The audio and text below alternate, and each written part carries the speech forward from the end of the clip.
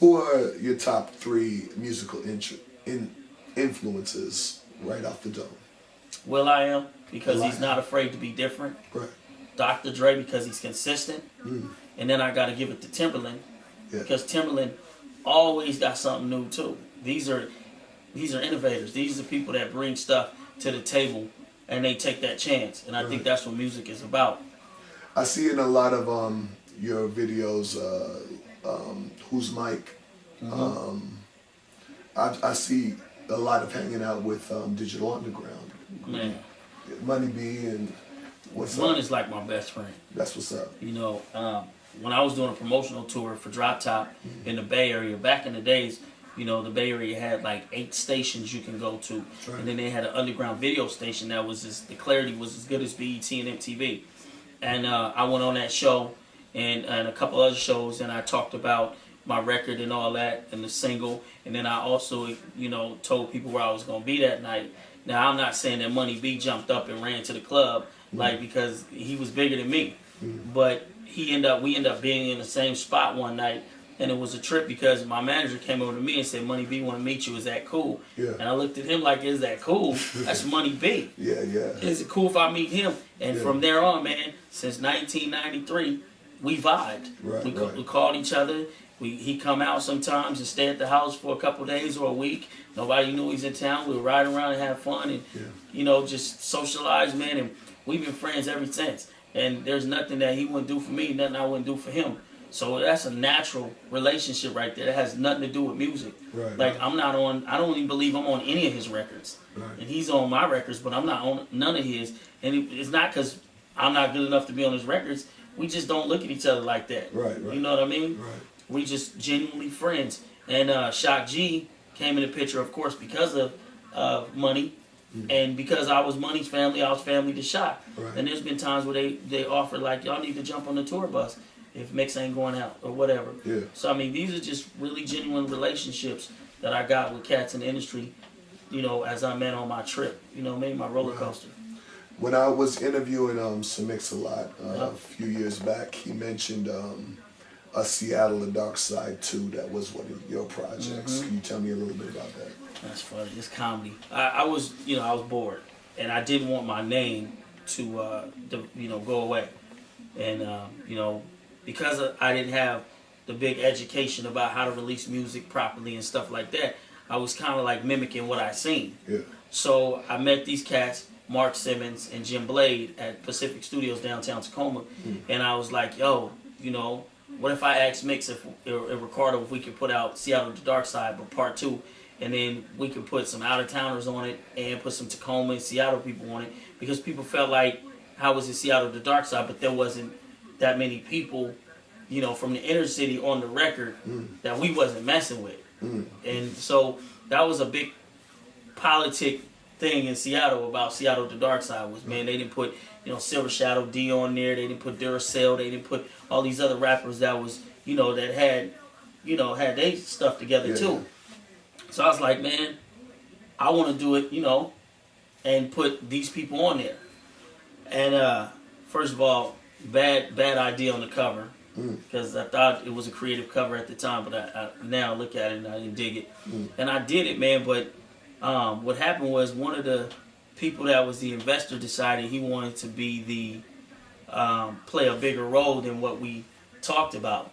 And I felt like he was watching my back, like almost like non-trustworthy, like calling people that I, you know, would already be talking to about something. And I just, you know, no disrespect, but we printed up like 3,000-4,000 of these records, and I just left them alone. After I put some in the stores, I just bagged off the project and walked away from it. You know what I mean? Which was a bad situation, because, you know, now I believe you put your foot in something, you finish it, whether it go bad or not, you just finish it so you can say you done your work and you did everything your word said you would do. So that's what happened with that project. Well, as long as we're on the projects, why don't you tell me a little bit about the Split 50 project, The Girl Is Mine. One of my favorites, by the way. Really? Yeah, I like The Girl Is Mine. I like The Girl. A lot of people like The Girl Is Mine, actually. It's a the only thing personal I got about that song is that when we did the Split 50 project, I knew it was gonna be a challenge for me because Strange, my partner on there, we all from the same camp. He produced a lot of Mac Daddy. He produced a lot of mixes, Mac Daddy. The song Cocaine, which was a dope beat back in the days. Right. I'm Your New God. Rapper's Reputation. I mean, he's done a lot of records. So when I stepped into camp, I met Strange. And Strange was doing a record in Mix's house. And I was like, yo, this dude is dope. For a white dude, he's ridiculous. So, you know, when he had like a falling out with Mix, and I was having my little fallout with Mix, just like any other family member, you kind of like get together and you go, man, forget them, we're going to do a record ourselves.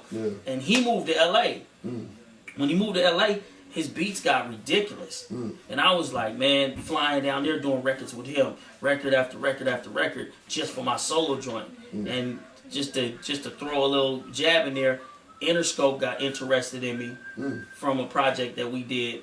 And because of some politics, the deal fell through, but they were going to sign me. Right. So we were like, man, we got something, man. And I was like, he was having problems, so he's like, I'm coming back home.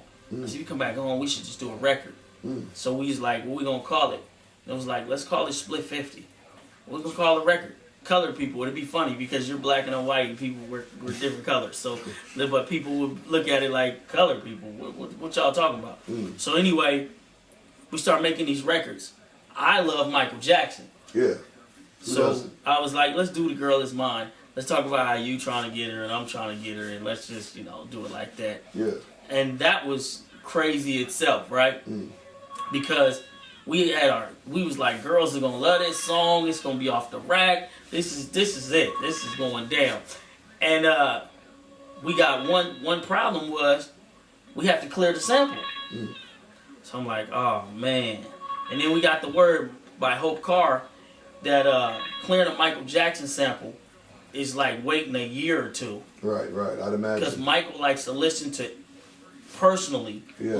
it and make that decision. Right. So we were like, oh man, well, we had Whose Microphone for a backup. Right. The song got submitted. Michael Jackson listened to the song immediately and said, yo, they can use it. Right? Not only did he say we can use it, but he said if this song blow up, he would like to possibly sing the hook. Oh, wow. Big time. So we was like, yo, we got one. And we start pushing it. Then this movie comes out. I forgot what the movie's called. But there was a parody in it, a comedy, of a white dude with a black rapper trying to get on with this label. And they were almost like the joke of the movie. And then it was like Me and Strange. And then they did the song in the movie and it was The Girl Is Mine. So it was like, it's a rap. We're killing it. That's it. It was just too over the top. It would have made us look corny, cornballs. So we dropped the song. And we went with Whose Microphone and put Humpty on the remix, and that's what it is. No more guest list. No more guest list. I can't, dog. I see you. I can't. Stop. Dog. Hey, what's up, Mike? Stop what you're doing. I can't. Stop what you're doing. You know you ain't got no ID, shorty. No, you can't come in. Hold on. Yo.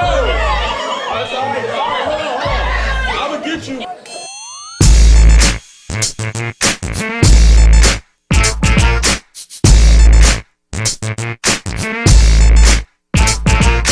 Whose microphone is this? It's yours. Whose time to rock this shit? It's yours. Whose 22's on the 6? It's yours. Can I get a little bit? It's yours. Strange got levers, pushing every one of them. Fetish for microphones and letters. I dig, so cuticles never clean. Blade sheen like a 5-beam. Flock of birds always want a cop. I love y'all ladies, bouncing that shaker. I love y'all ladies, what you won't do. I love y'all ladies, a gift from the maker. I love y'all ladies, but why you so crazy? Hey, yo, when I'm in the club, I like to shake them down. Make them poke out their chest, turn their heads around. Nasty, I blew my back out a few times. The doc told me I knocked my spine out of line. Lil' near, like my man Money B, I'm quick to run deep.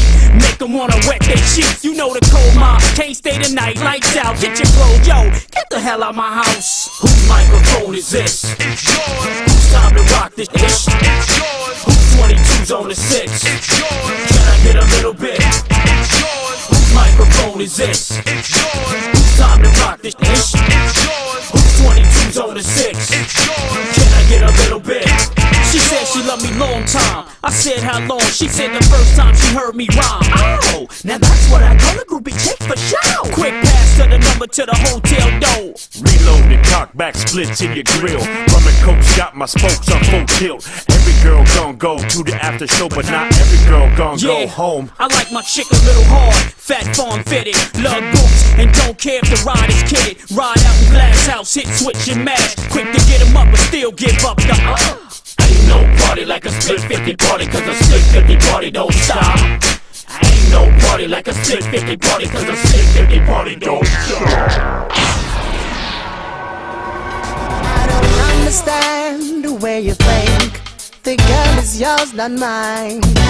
Sending roses and your cinnamons is just to waste her time. The girl is mine, the girl is mine, she's mine, she's mine. Doggone girl is mine, you know she's mine. She mine, You know she's mine.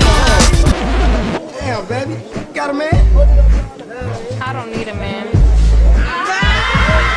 Whose microphone is this? It's yours. Who's time to rock this ish? It's yours. Who's 22's on the 6? It's yours. Can I get a little bit? It's yours. Whose microphone is this? It's yours. Who's time to rock this ish? It's yours. Who's 22's on the 6? It's yours. Yeah, can I get a little bit? My nigga Nix told me first go platinum, then cop the whip.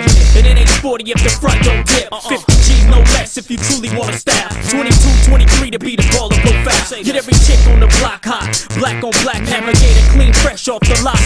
Cutthroat the card notes, cash out and mash out. Don't even take no time to think about the amount. So maybe me and my friends can get with you and yours. And for me, baby, please bring a few more. Cause the last time I got the car to start, I burned 3 packs of rubbers and the Johnson Bunny broke down before I parted. Like, whoa, skinny boy got to go. We need the front and back. Cause the tapping ain't cool when you're hitting on the bone. So phone home and tell all your thick girls to come on. Whose microphone is this? It's yours. Who's time to rock this ish? It's yours. Who's 22's on the 6? It's yours. Can I get a little bit? It's yours. Whose microphone is this?